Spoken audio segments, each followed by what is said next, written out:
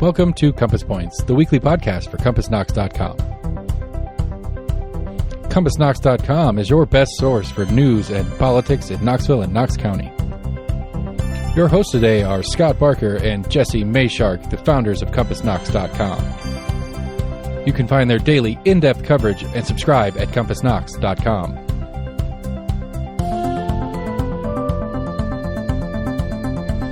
The Compass Point podcast is brought to you in conjunction with Almost an Agreement. Almost an Agreement is a layman's attempt to get a handle on the workings in government and politics that we deal with every day. Check them out at almostanagreement.com or subscribe for free on your favorite podcast provider. If you'd like to learn more about the topics discussed on today's podcast, go to CompassKnox.com and subscribe for in-depth coverage and much more.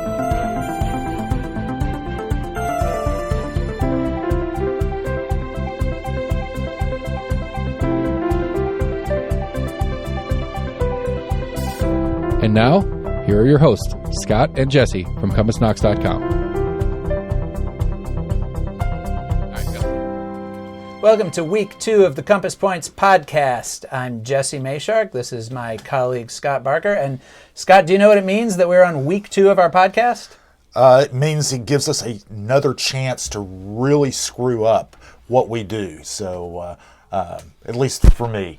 I was going to say that it shows our dedication to this new exciting medium for us old print guys, but your answer is probably more realistic. Well, so in our second week here, we are going to talk about what has happened in this past week, hit on a couple of highlights. We also have our weekly newsmaker interview this week with Chris Davis, the local administrator of elections, because early voting has started, which is one of the things we're going to be talking about. And then we'll take a look ahead to next week. And I also wanted to say, Scott, you noticed I wore short sleeves today. I did notice that. Yeah. Do you know why? It is a little warm outside. It is a little warm outside. It's going up into the 70s today at least. And also, we tape these podcasts on Fridays. You and I have been working hard all week. Often, we don't have a lot of other necessarily things scheduled on Fridays. And so I kind of wanted, for those of you who are watching us rather than listening to us, which, again, I'm not sure is really your best option here, but I wanted to normalize us not having to dress up to come do the podcast. It's I don't want to necessarily, I'm not saying I won't wear a jacket and, long sleeve shirt, but I didn't want to be committed to it. Well, I'm glad we're not committed to it as well.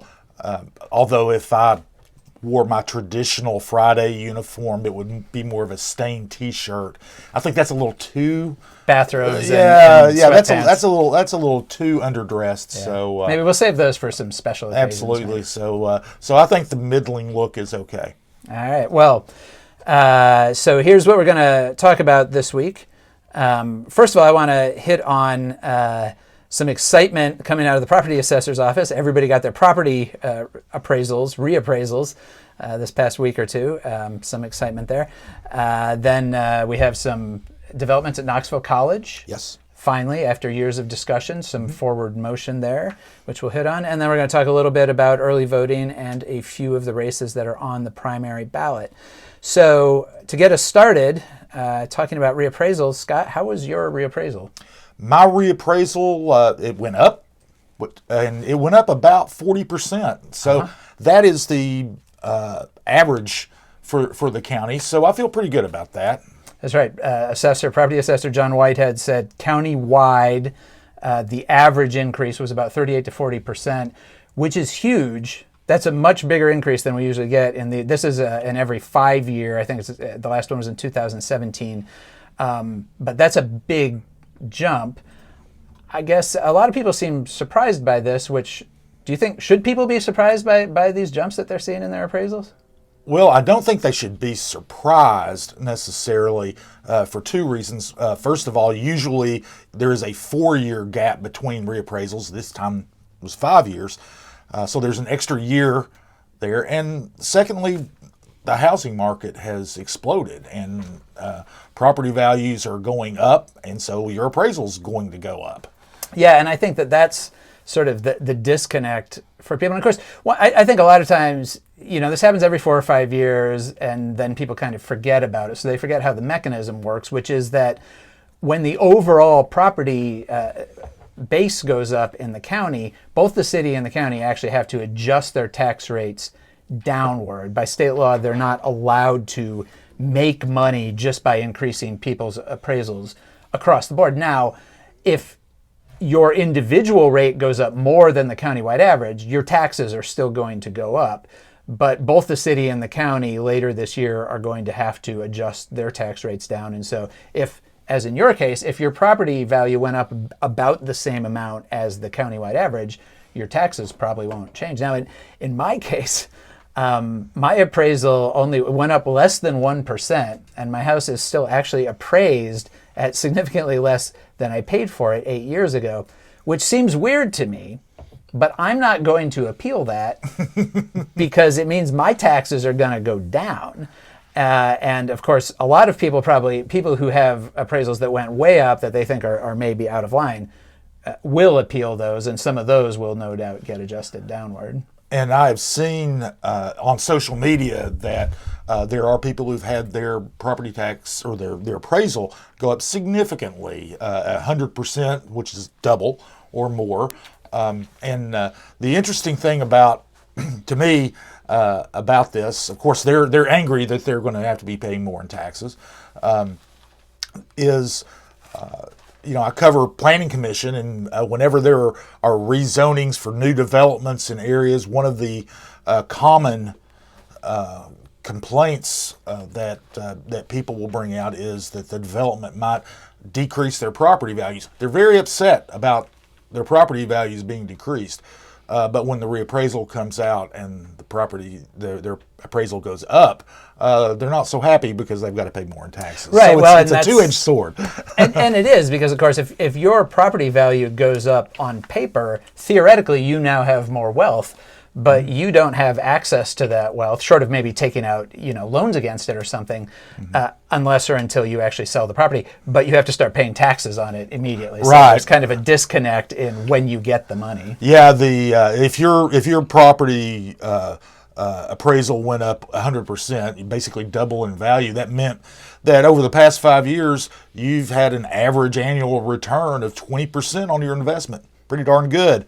But as you said, you've got to pay taxes now on it. So you can understand people being angry about having to pay a lot more in taxes when they don't see that anything's changed. And also some interesting wrinkles in there if either of our local governments actually floats a proposed tax increase this year, which I think we'll talk about a little bit later. Yes. So moving on, but another property-related story. What's going on at Knoxville College? Well, Knoxville College has a plan to revive itself. Which we should say they've been talking about for 25 years or more. Absolutely. Knoxville College, like many historically black colleges and universities, kind of hit on hard times, especially after desegregation of public education. And Knoxville College lost its accreditation. Student body dwindled to almost nothing. They only had a handful of students. They still only have a handful of students. And for 20 years, people have been talking about ways to revive the school. They brought in a new interim president, and he is his name is Leonard Adams. He's from Atlanta. He's a Knoxville College alum, and he has a background in affordable housing. He develops affordable housing in Atlanta, and one of the things is he's put together a 10-year plan with the help of Daisha Lundy, who is vice president of the school now and county commissioner.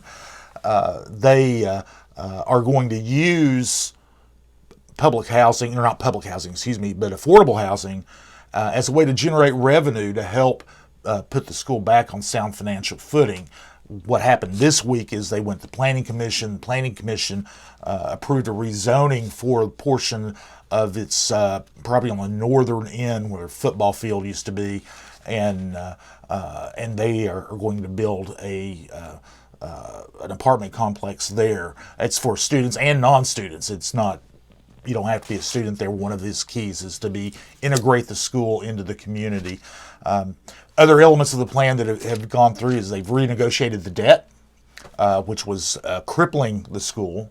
At the time, they renegotiated. And this was debt they took on years ago to try to keep the school open. Basically. Yes, yeah, they tried to. They took on this debt more than a decade ago, and they hadn't been able to keep up with it. They were able to renegotiate that, get some of it forgiven.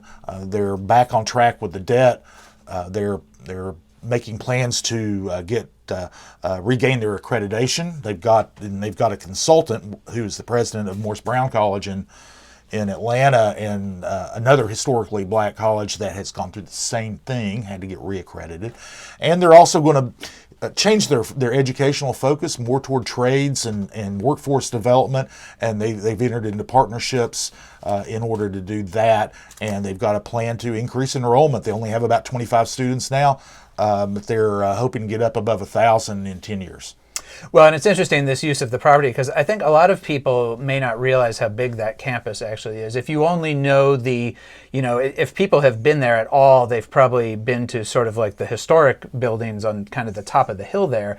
But there's a whole big section of that campus that then goes off behind that includes old dorm buildings, old classroom buildings, and the football field and so forth, which have all just been essentially vacant for years. Yeah, the campus is... The front part of the campus is on top of the hill overlooking Mechanicsville, and that's what people see.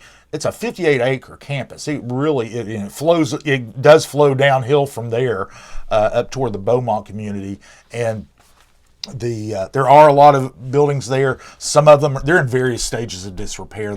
Almost all of them have been empty, and there are some plans to renovate. Some of them way in the future. They have ideas about what they want to do, but for now, one of the buildings is going to be renovated into another affordable housing complex. It's going to be for youth who've aged out of foster care, and they can go to the school or not go to the school.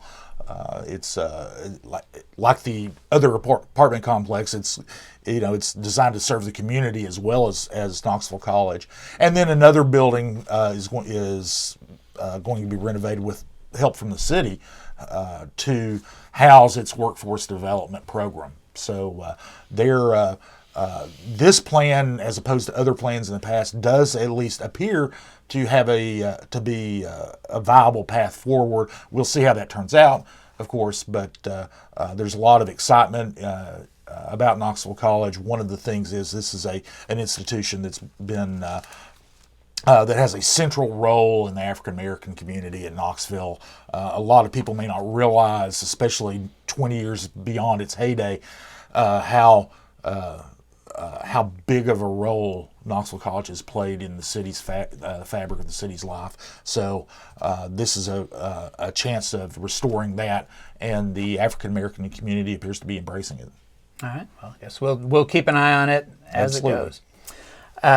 So early voting did begin this week in the Knox County primary. The primary election is on May 3rd. Early voting runs from April 13th through April 28th.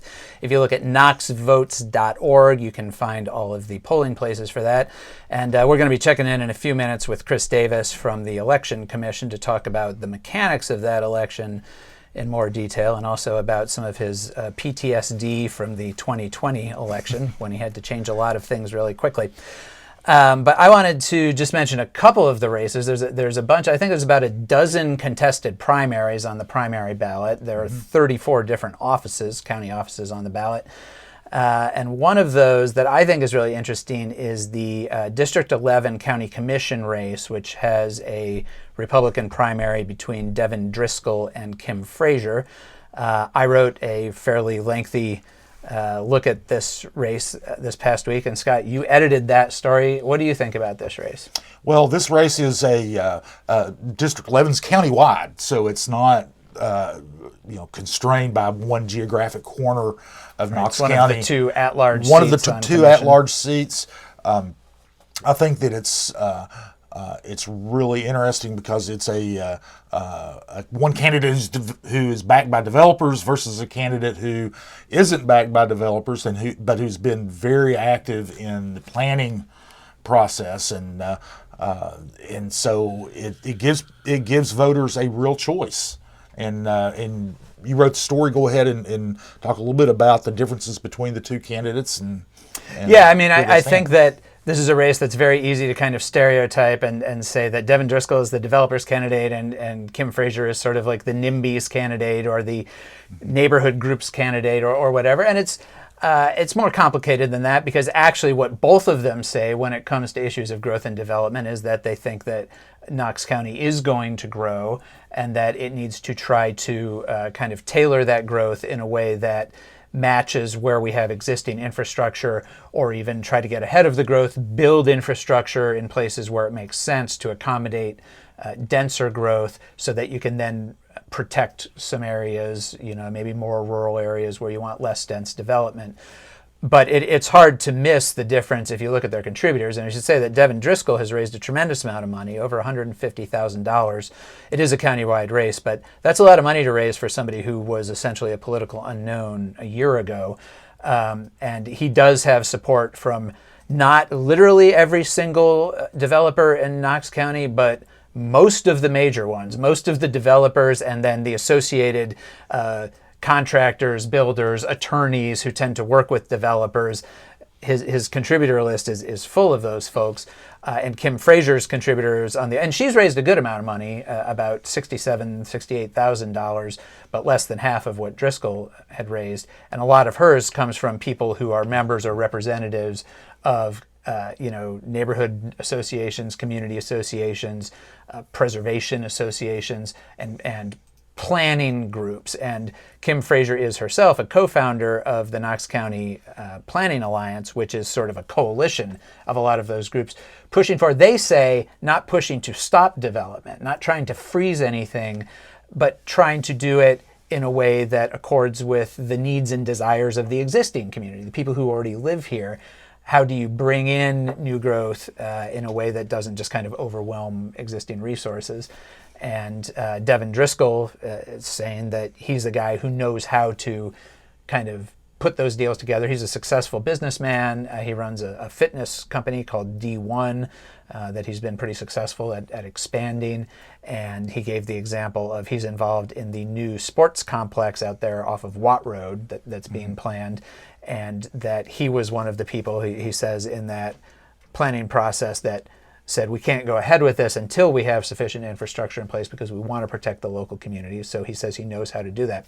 But it's a really interesting race, and I'm hearing a lot of different things.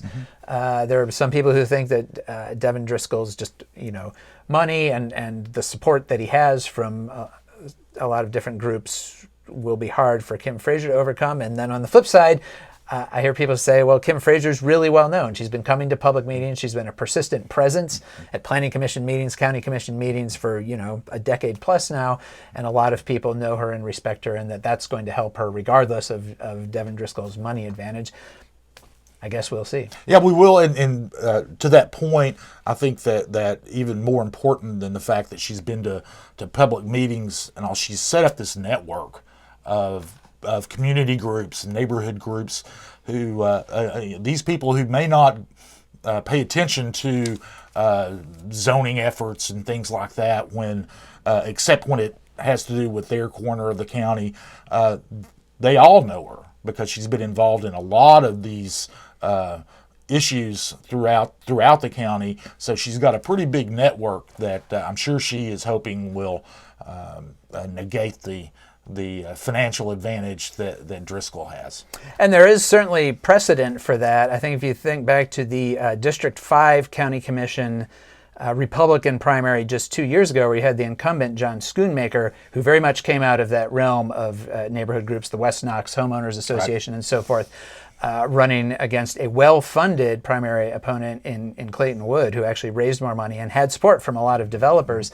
And you kind of think that, well, that this is a very Republican county, and Republican voters are often, quote unquote, pro-business. But that doesn't always hold true when it comes to issues of development. And you have some very conservative Republican folks who are very active in their local, homeowners association, who really want to kind of try to protect their environs and aren't super excited about any new development coming in. So it'll be interesting. The other race I wanted to mention, I guess we can throw up the picture from our Democratic contenders for county mayor. I think this is interesting because, the county mayor's race, Glenn Jacobs, the Republican incumbent, obviously faces no opposition in the primary, and I think is perceived as being quite strong, popular certainly with Republican voters countywide. But we have three contenders on the Democratic side, two kind of more community activist types, Bob Fisher and Tyler Givens, and then Debbie Helsley, who's a longtime local Democratic Party official and also labor leader. What do you think about this one? This one's going to be hard to pick. One of the interesting dynamics is that because of some higher profile races in the Republican primary, and the fact that in Tennessee you can vote in any primary you want, anytime you want, regardless of whether you identify privately or with your friends or whatever as a Republican or a Democrat. So there's a lot of talk of Democrats actually voting in the Republican primary because there is no opposition, for example, in the sheriff's race. There's no Democrat running. So if you want to vote and have your vote count toward the who gets to be the next sheriff, then you have to vote in the Republican primary. A lot of Democrats are going to be doing that. So how many Democrats and which Democrats vote in the primary will play a big role in this. I think that conventional wisdom would say that Helsley has a little bit more of an advantage because she is better known within the party apparatus itself with the different district party groups, and Givens and Fisher are more outsider candidates. But on the other hand, most people aren't really active in the party. They vote, they'll vote, but they don't know who people are who actually run the party. Fact that Debbie Helsley's been party secretary doesn't necessarily carry a lot of weight with even your average Democratic voter. Yeah. Your average Democratic voter probably doesn't know anything about who runs the Democratic Party in Knox County. They know they want to vote for a Democrat, but they don't know anything about that, so they may not know her, may not, and probably won't know Givens or Fisher. So that's going to be an interesting dynamic when I know Givens and Fisher both too are very passionate and in some cases can be very angry candidates and try to stir up a lot of emotions among voters. We'll see how that works. Yeah, I do.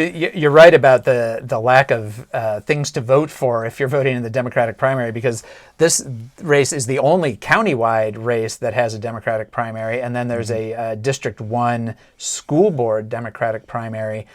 And that's it. There are no other. So if you don't live in District 1 and you're going to vote in the Democratic primary, this race is going to be literally the only thing you get to vote for. Whereas on the Republican side, again, depending on what district you're in, there could be several different races to vote in. So speaking of elections, to take a little deeper look at this election season and all of the mechanics that go into it, we sat down with Chris Davis, who is the Knox County election administrator, and I think we're going to go to that interview now.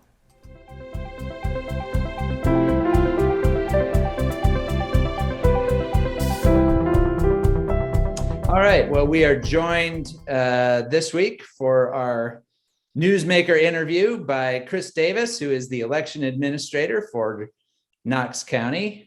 Chris, thanks a lot for giving us a couple minutes. Glad to be here. Thank you, gentlemen. So we have asked you here to talk about early voting, which, of course, began this past week on Wednesday, April 13th. And I should note that we made a small error in our podcast last week. We said that early voting was going to start on Thursday, but it actually started on Wednesday. So the first thing, and we're talking to you, I should note now on Thursday morning. So we've only had one day of early voting so far, but Chris, I guess, how are things going so far this round of early voting? Any logistical issues or anything you've had to deal with and just kind of getting it all off the ground? Well, in any early voting period, you're always going to have some logistical issues the first day or two, and particularly in this one, because for 4 of our locations, 4 out of the 10, this is the first time we've been early voting in 18 months. So as you can imagine, something that you only do, and you take a break and then you do it again 18 months later, you're going to forget a few things. And despite our best efforts at training, sometimes those first days we're having to work with our registrars and work with our ballot operators to make sure that they're following all the procedures properly. And we've had a couple of logistical headaches that probably the public probably doesn't think a whole lot about, but things like, give you an example, the last couple of days we've been dealing with some leaking and flooding issues at Farragut Town Hall. They've been working on the roof. Well, we didn't know about that until we went in there Tuesday morning and we saw a little bit of standing water on the floor. So we had to get that cleaned up, check our computers, make sure they're working. We had to, replace a keyboard, just little stuff like that. And then, the scary thing was we left Tuesday night getting ready for early voting thinking, okay, everything's great. And then we go in, we get in early on Wednesday morning about 8:00 and there's more leaking. There's no standing water, thankfully, but we had to go in and do some more remediation and get that fixed. And I was this close to saying we might not be able to vote at Farragut Town Hall on Wednesday, but we got it. We got everything cleared up within about by 9:50. We were able to get voters going. But just little stuff like that happens. But by and large, it was about what I expected. There were lines at probably your 4 or 5 biggest places, but once you get through those initial 10 to 15 people, it's just a slow, steady flow throughout the day. Somewhere, I want to say over around 1,100, give or take, yesterday. I haven't looked at the numbers yet. But about an average first day for a May County primary. I think for all of our workers, who had to sit through a very low turnout city election, they saw more voters, which is good. But still, I think they're waiting for even more voters to come in. So that'll be something that we'll look at. And I would anticipate, just based on the past experience, that really once we get past Easter, we should see a really good uptick in early voting, and we should have some pretty good weather. So I think things will go well and pick up. But we always have a little headache here or there, and sometimes we have to deal with a candidate issue here or there where he or she may want to violate the 100-foot boundary or something like that, but just little stuff here and there. Generally speaking, it's gone about like I expected for the first day. And Farragut Town Hall, one of the 10 early voting locations and one of the busiest ones typically. Can you remind us just what is the early voting schedule that we're on here leading up to the May 3rd actual primary election day? Absolutely. Well, by state law, we have 14 days of early voting. And actually, we had the option under state law to decide whether or not we wanted in Knox County to early vote on Good Friday. And our election commission chose to do that. Some counties will choose not to. And we also have the option, for instance, in a March presidential primary, sometimes that'll fall, I guess President's Day will fall in that window. And we have the option of doing that as well. So they give you a little bit of leeway, but generally speaking, we're going from yesterday, April 13th through Thursday, May the 28th. We provide 14 days of early voting. April 28th, you mean? April, did I say, what did I say? Jesse, April 13th to 28th, right? April 13th to 28th. Thank you very much. But yeah, we'll provide every day except Sunday in that time period. People can vote at 10 locations. There are a couple of caveats here and there. As an example, the Carnes location won't be open on either Saturday, and that's primarily because they get a lot of ballpark activity on that day, and there's really nowhere to park. I think Meridian Baptist will be closed just for the Saturday before Easter, this coming Saturday, the 16th, which by the time this is heard, this is already passed. But generally speaking, it's 10 to 6 during the week, 10 a.m. to 6 p.m. And then generally speaking, 11 to 5 on Saturday. A couple of little special situations depending on where you go vote, whether it's Meridian or city county. But for the most part, that's generally the schedule. And then the last 3 days, we're actually open, and this is required by state law, until 7 p.m. So we'll give those folks those last 26th, 27th, and 28th, give them till 7 p.m. to cast their vote. And what I'm really proud of in Knox County, we've been doing it for at least a decade now, I guess, is being able to provide 10 locations for early voting. You know, we always get a a little bit of feedback on, well, I wish I had one in this community, or I wish I had one in that community. And unfortunately, we don't have unlimited resources, but I do think when I look at other counties in Tennessee and what we do, we are we are able to saturate as much of our county as possible compared to other counties, given the population we have. So I'm happy to offer that, and I encourage people. I'm just taking this a little bit longer time, Jesse. I apologize, but I really encourage people to early vote, just because on election day every year I get calls. Somebody had to go to the hospital. Somebody's car broke down. The dog died. Boss called me out of town. I've got COVID. Whatever the situation is, and my first refrain, and I'm certainly not going to be rude to anybody unless they're rude to me, but is what is it about early voting that you didn't like? Because we provide 14 days of this, and we beg people. 90% of my problems as an election administrator during the election are election day. Early voting, you can go anywhere. You can vote any one of those 10 locations. If you have an issue with your address, or with maybe you had a name change, or maybe we've listed you as inactive because maybe we've had a piece of mail come back from you. And it's not necessarily, if someone goes to the polling place and finds out that he or she is inactive, excuse me, it doesn't necessarily mean that they haven't voted in a while. A lot of times it just means we've sent them something and the piece of mail is returned. So we're not sure they live there. Or we've gotten something from the post office, from the National Change of Address program, that says we don't believe Joe Smith still lives at 123 Smith Street. So we'll inactivate them, send them a piece of mail to say, hey, can you just confirm for us, do you still live here? And if that's returned, undeliverable, or something like that, then obviously we're going to keep them inactive. Inactive is not just, and in fact, we don't inactivate people or purge people just for inactivity. It is because we have some piece of evidence that indicates that they may not live at that residence. So. Mm-hmm. Speaking of challenges, especially on election day, this election, we've got new districts in both in the county, and then in the fall we'll have new state districts. Yep. We also have new precincts. Are you anticipating even more confusion on election day? And I'm assuming you're going to say that voting early eliminates any of that confusion. But go ahead and address that if you would. Well, your assumption's correct, Scott. But no, I don't think there will be a lot of confusion in this election. As you guys well know, in redistricting, we had to move some precincts from one district to another, and a couple that distinctly pop out to me are, I guess it was precinct 31, which is Chilhowie. We moved it from district, I believe it was District 1 to District 8. And then, I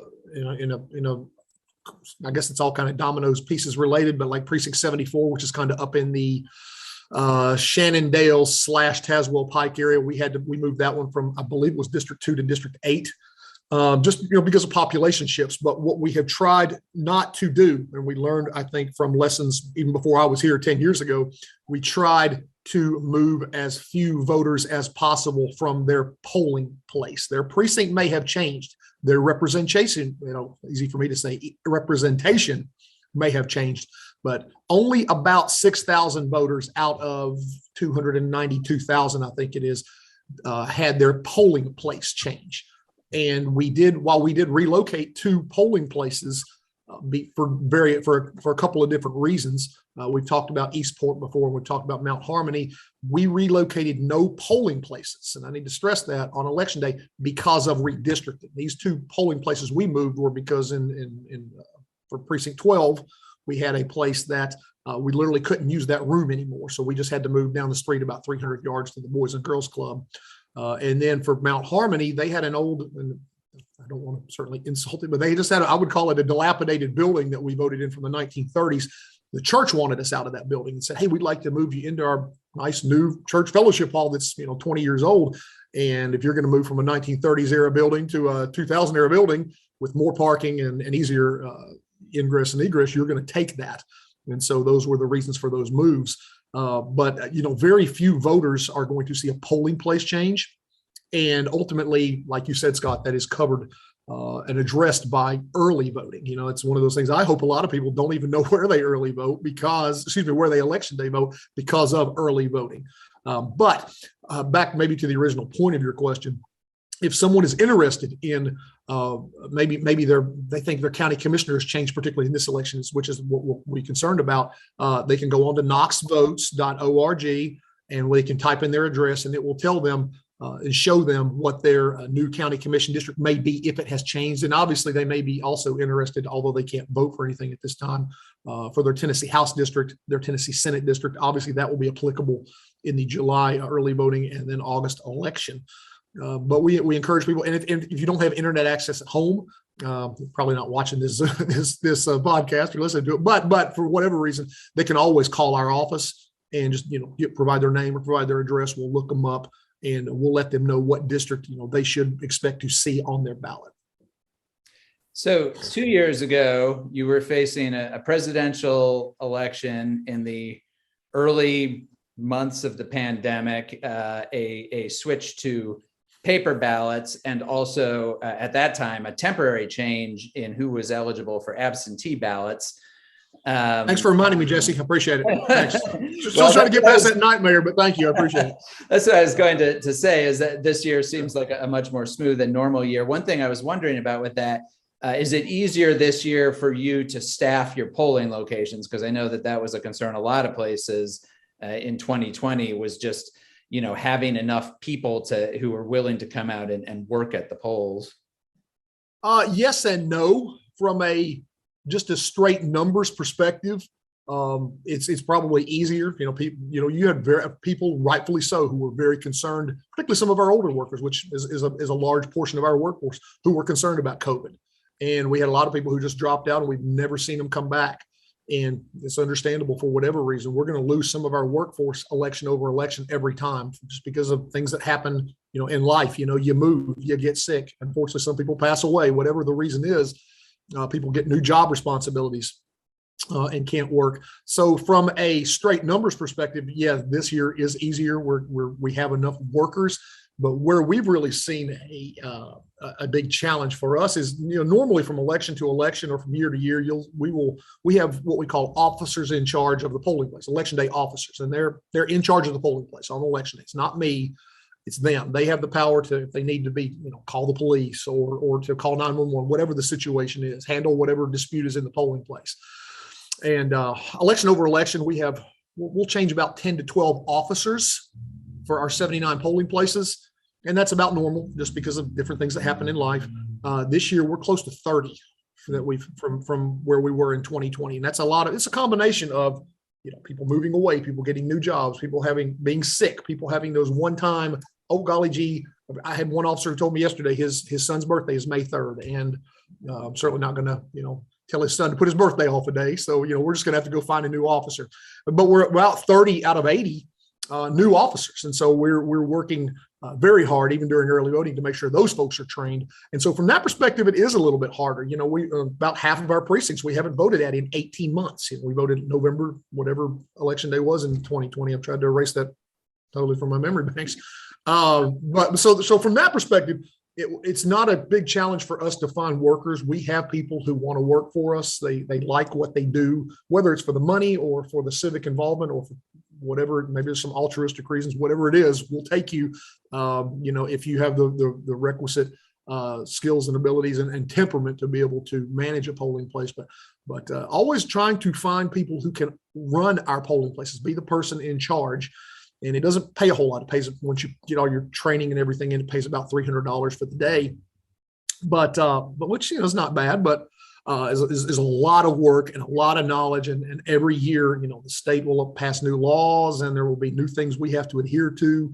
And so it's not easy work. I really ask voters, particularly on election day, have some grace with our workers. They're trying their best. We're working hard. And so that's a good question. It's always a big challenge. I think, if we can get through May, I think the August election is going to be much harder. And I don't even want to think about that right now because I'm going bald and losing sleep as it is. But I do think if we can get these officers, lined up, I think we'll be okay. Hope that answered your question. Yeah, absolutely. Scott, do you have anything else you wanted to hit on? Well, I know you didn't want to talk about the August election, but I did have a quick question about there was a federal lawsuit that caused a delay in the Senate candidates being able to Qualify. file their petition to run. Then, then last week, the state Supreme Court, I'm sorry, it wasn't a federal lawsuit, it was a state lawsuit. State Supreme Court ruled that everything could go forward with no problem. Has that caused any kind of issue with the timing of getting ready for the election in August? It was going to. There was literally a ruling yesterday from the Supreme Court that, and I'm not even sure I understand all the specifics of the lawsuit, and frankly, not to be rude, but I don't really care what they are. But it originally, you might know, we were going to have the court, the three judge panel ruled that we were moving the state Senate qualifying deadline up to May, I believe it was May the 5th, I believe it was. Literally just last night, we got a memo that the qualifying deadline now will be today at 4:00 for state Senate races. And we put that on our website, and I think a press release has been sent out by the state about that. So it was going to, it does it now. Obviously our biggest fear was we put and I'm not sure I can overstate how much work we put into having these lines and having to adjust precincts and boundaries because of Senate redistricting and House redistricting. And so, our fear was we were going to have to go through that whole mess again. And I'm talking tens of hours of work with KGIS and Knox planning, just to make sure that all the lines match up and do it in a manner where we don't wait until the 11th hour to do that. Not editorializing, because whatever decision is made is whatever's decision is made. But from my perspective, I'm very happy that the qualifying deadline is today at 4. So it looks like, for the most part, August is going to be just a horrible election from a management perspective, just because of, as you guys know, you've got county races on the ballot, state and federal races on the ballot, town of Farragut on the ballot. You've got, and of course, with all the precinct splits now, we went from, in redistricting, we went from 89 precincts to, I think, 103 precincts. And what that means, for a May election, it's not as big because we just have the county commissions to choose from. But in an August election, you're going to have to deal with state house, state Senate, county commission, and manage all of those. The ballot combinations, I would guess, I haven't looked yet just because I'm scared. I'm focusing on the May election. We're going to have over 100 ballot combinations in August. And so it's going to be extremely challenging. And that's one where, normally I just really ask people to go early vote. I'm going to freaking beg people to early vote in August, just because I think election day is going to be really challenging for our officials, because we want to make sure ultimately, when Jesse Mayshark or Scott Barker goes into the polling place, that we're giving him the correct ballot. And that's there's no bigger sin we can make than giving someone the incorrect ballot. And so we just want to make sure we get that right. So August is going to be a challenge with all those layers of things. If we can get past August, November will be much heavier turnout, but we'll manage November. Well, and when you talk about ballot combinations, you're talking about like people who live in the same neighborhood, who are maybe in the same county commission district, but could be in 2 different state house districts or 2 different Senate districts, and all of the. That's absolutely right. And then we'll have some polling places that will have 2 precincts in one polling place, and those precincts may each be in a different Senate district. So when you come into, sake of argument, say Halls High School, you may have, and I'm just using them as an example because I know they have a split precinct, but you may have one where I know they have different county commission districts. And I want to say maybe one of them is 8 and one of them is 7. But you look at, they may have a different House district, maybe one in 18 and one in 16 and 19, for instance.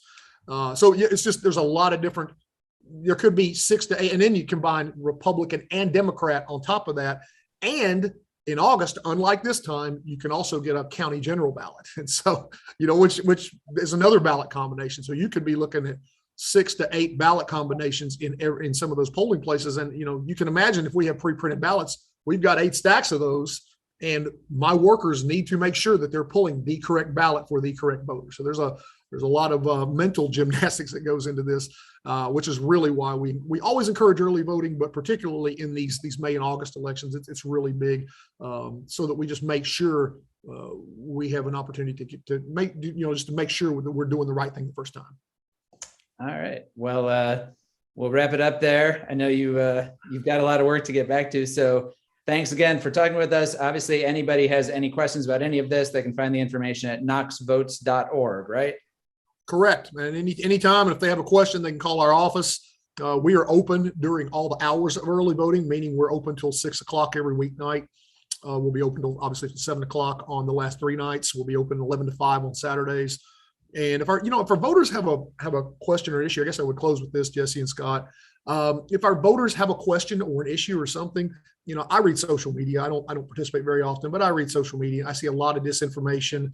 I see a lot of sometimes misplaced anger or faux anger or whatever you want to call it.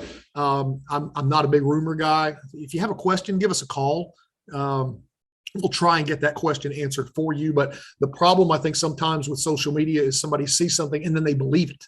And it may or may not be true. And just to give you an example, and you guys do a great job, but every once in a while I'll see something on Compass that somebody posts, not you guys. And it's blatantly false. It's like, no, please don't do that. But then that propagates and gets out there.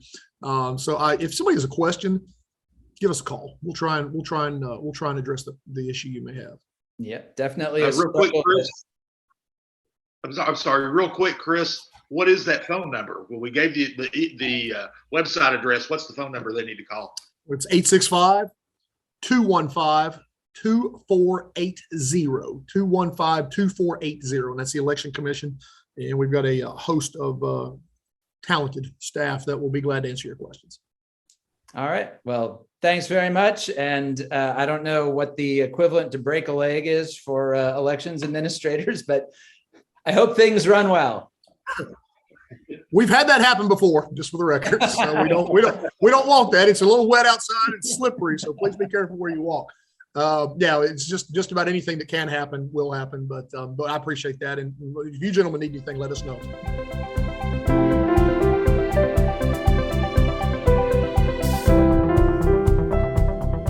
All right. Well, thanks again to Chris Davis for joining us to talk through all of that.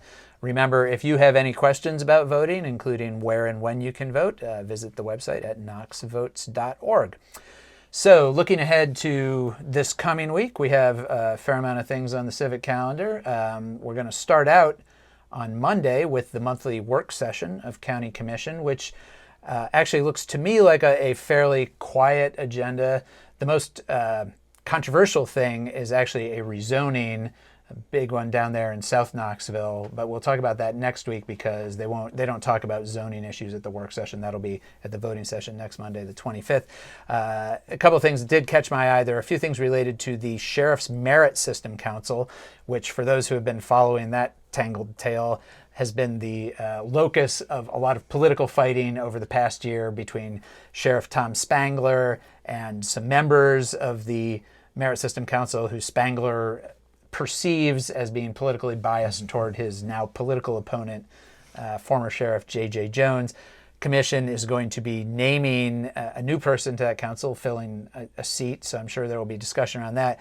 And also Commissioner Courtney Durrett, who has been fairly skeptical of some of the efforts by Sheriff Spangler and the Knox County Law Department to make some changes and reforms in the Merit System Council. She has brought a discussion item to talk about the Merit System Council. So I feel like the Merit System Council is one of those things that you say, it's like talking about pensions or something, where as soon as you say it, people just kind of go, They kind of doze off.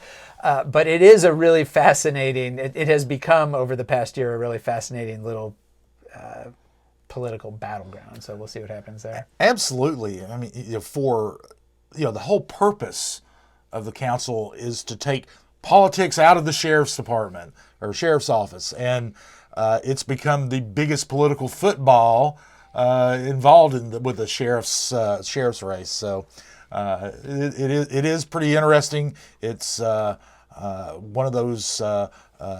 It occupies one of those crannies of county government that a lot of people don't realize is there. But it's if you're a sheriff's department employee, you sure do know. Absolutely.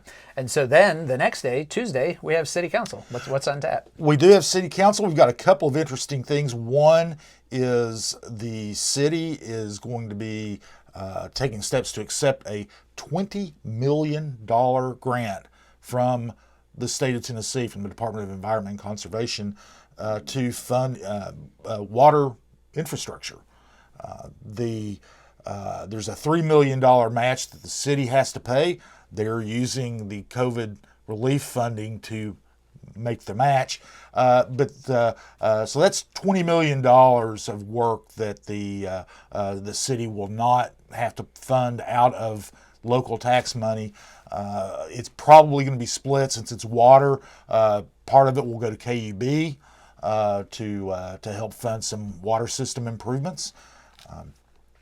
Then part of it will go to the city's stormwater system. So not sure exactly how that's going to be split up. It's not spelled out in the documentation that's out so far, but that's a general thing. They have to spend it on these water systems. So and infrastructure has been a big deal throughout the last few years, about how we've got aging infrastructure and we need to be making upgrades, and this will go a long way toward that.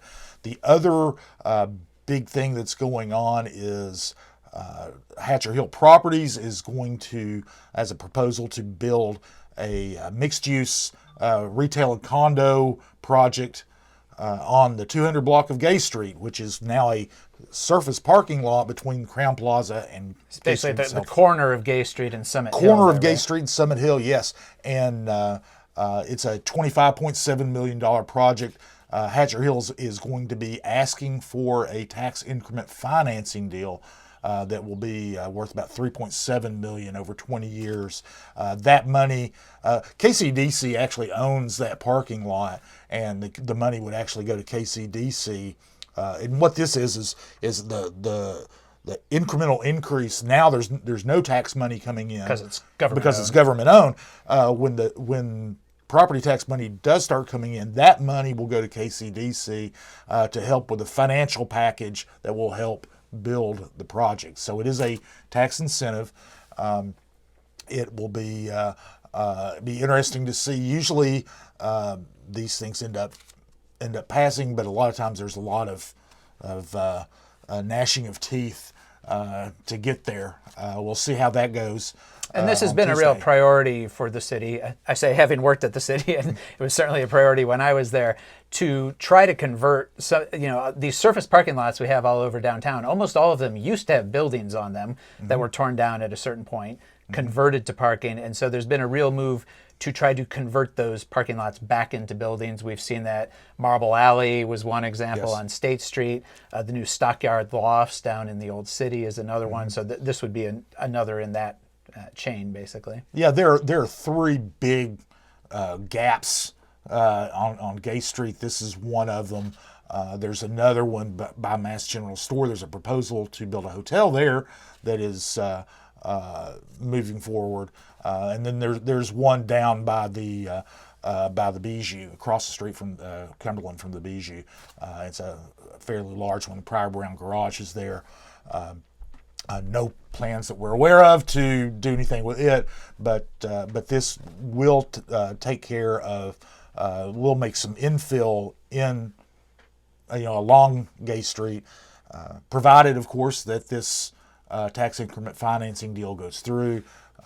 These deals typically can only be approved if it will help bridge the gap in the financing for these projects, and they've got a third-party review that says yes, it will do that. That it wouldn't, basically, the developer wouldn't get enough financing to build it if it weren't for this this tax incentive. So that'll be on the agenda for Tuesday as well. All right, and you can read all about that this coming week in Compass at compassknox.com. Absolutely. Subscription information available for you there. And this is also, we've been talking about, it's election season. It's also budget season. The state is getting ready, I think, to finally pass Governor Lee's budget. They're still negotiating the school funding formula. That's kind of the last piece of that. But locally here, also on Tuesday, at about the same time as the city council meeting, the school board is having, the school system, school administration is having a community budget meeting at 5:30 p.m. on Tuesday. And so anybody who's curious about sort of the major factors that are going to impact this coming year's school budget can come to that, and there will be a presentation. It's going to be at the school board's new meeting room, which is in the Summer Place office complex that the county now owns. And it's a little misleading if you haven't been to it yet. The address says 500 Summit Hill. However, the entrance is actually off of Walnut Street, sort of right across from the Market Square Garage, if you're looking for it. And then we have another budget development coming later in the week.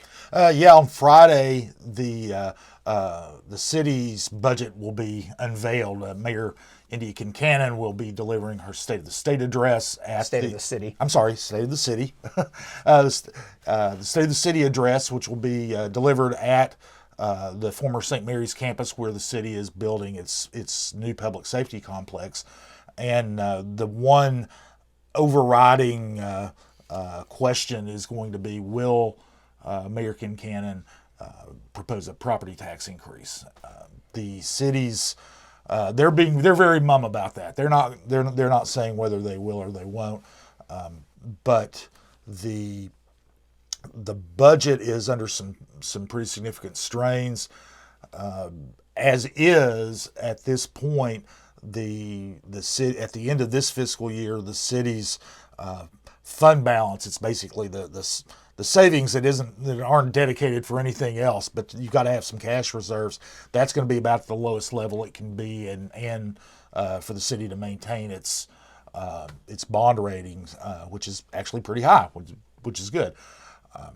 And Mayor Kincannon has also said that she's going to revamp the city's pay structure and give raises to all city employees through that. That's going to cost another $11 to $12 million a year if it's fully implemented the first year. Also, pension costs are going up. Not so much this year, but in the next few years they'll be going up. So looking ahead, the city will probably need to increase revenues to cover that as well. So all of those pressures will probably combine to kind of lead the city to propose, at least the city administration, to propose a property tax increase. It would be the first one since 2014, the second one this century. So it's not. Third one this century, right? I'm sorry, there was one in yes. 2004 as well. Yeah. And I'm sorry, it will be the third one. There have been two. Yeah. So it doesn't happen very often, but it does happen, every few years. It happens more frequently than it does in the county, which, but the city is a little constrained on its growth. It can't, it's got to grow within the same boundaries. Annexation's pretty much a relic of the past. And most of the land inside the city limits has been developed in one way or another. It can be redeveloped, but it's already been developed. So don't be surprised if there's a property tax increase, so that at least if you live in the city, the amount that your property taxes will go down from the adjustment after the reappraisal that we spoke about earlier.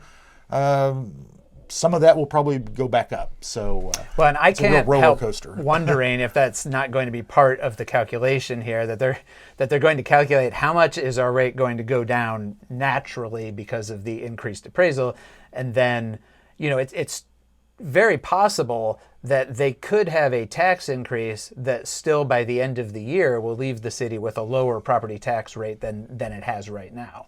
Because Absolutely. It's going to go down maybe 40%. The existing one's going to go down maybe 40%.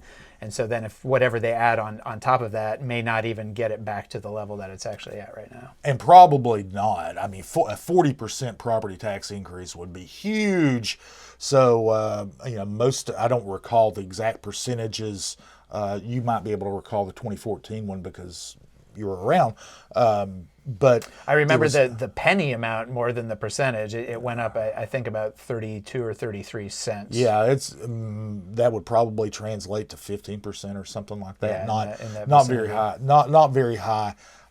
So I would imagine that any property tax increase would probably be in the 10 to 20% range, which means that when the dust is all settled and the reappraisals are all the appeals have gone through and they make the adjustments, by the end of the day, you'll still be paying less in property taxes in the city than you do now. Probably. Which makes the timing potentially good in a certain way to propose a tax increase, because that rate is immediately going to come down. On the other hand, so many people have been, I think, alarmed by their appraisals and still maybe don't understand the mechanics of, oh, well, the rate's going to have to be adjusted down, that if the first thing they hear is, oh, my property went up, 100% or 80%, and then they hear, oh, the city's going to raise taxes, that could be tricky. And I guess we'll have plenty of time to talk about the politics of all that if there is a property when and if tax they do increase. it. Anytime you mention the word property tax, people don't like it, or property tax increase, they don't like it. So regardless of the other circumstances, it still probably won't go down very, very well with a lot of people, but we'll see. All right. Well, we'll follow up on that next week and anything else that happens between now and then. Thanks again for joining us. Thanks to our producer, Lord Seth at Barbarian Productions. And anything else you want to say, Scott? Nope. Just check in with us next week. Welcome to Compass Points, the weekly podcast for CompassKnox.com. CompassKnox.com is your best source for news and politics in Knoxville and Knox County.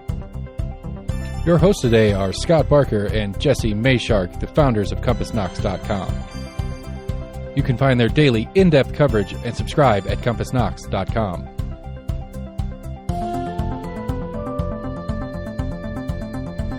The Compass Point podcast is brought to you in conjunction with Almost an Agreement. Almost an Agreement is a layman's attempt to get a handle on the workings in government and politics that we deal with every day. Check them out at almostanagreement.com or subscribe for free on your favorite podcast provider. If you'd like to learn more about the topics discussed on today's podcast, go to CompassKnox.com and subscribe for in-depth coverage and much more. And many thanks to William Wright for composing our theme song.